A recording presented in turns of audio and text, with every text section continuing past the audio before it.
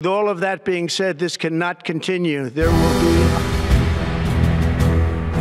রাশিয়াকে ঘিরে যুক্তরাষ্ট্র ভারতের মধ্যে বিরোধ যেন দিন দিন বেড়েই চলেছে। উচ্চ শুল্ক বসানোয় যুক্তরাষ্ট্রের সঙ্গে এমনিতেই ভারতের বন্ধুত্ব ভেঙে গেছে বলে মনে করা হচ্ছে। তার ওপর পাল্টা জবাবে রাশিয়ার তেল কেনা নিয়ে যুক্তরাষ্ট্রকে দ্বিমুখী বলে বসেছিল ভারত, আর তাতেই যেন আগুনে ঘি ঢালল মোদীর প্রশাসন।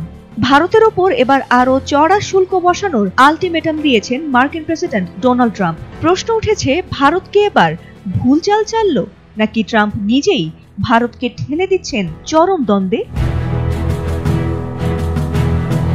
সোমবার মার্কিন প্রেসিডেন্ট ডোনাল্ড ট্রাম্প ট্রুথ সোশ্যালে এক পোস্টে বলেছিলেন, ভারত যদি রাশিয়া থেকে তেল কেনা বন্ধ না করে তাহলে আগামী 24 ঘন্টার মধ্যেই দেশটির ওপর অতিরিক্ত শুল্ক আরোপ করা হবে। ট্রাম্পের দাবি, ভারত ভালো বাণিজ্যিক অংশীদার নয়। আমরা 25% শুল্ক আরোপ করেছি, তবে তা আরও বাড়বে, কারণ তারা রাশিয়ার তেল কিনছে। যুক্তরাষ্ট্রের এমন হুঁশিয়ারির জবাবে এবার কড়া জবাব দিল ভারত।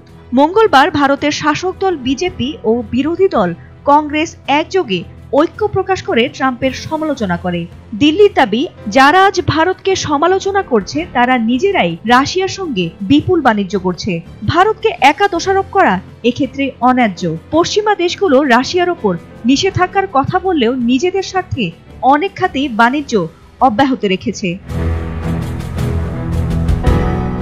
বিশ্লেষকরা বলছেন, এই উত্তেজনা শুধু ভারত মার্কিন বাণিজ্য সম্পর্ক নয়, বরং ভেঙে দিতে পারে দুই দেশের কৌশলগত ঘনিষ্ঠতাও।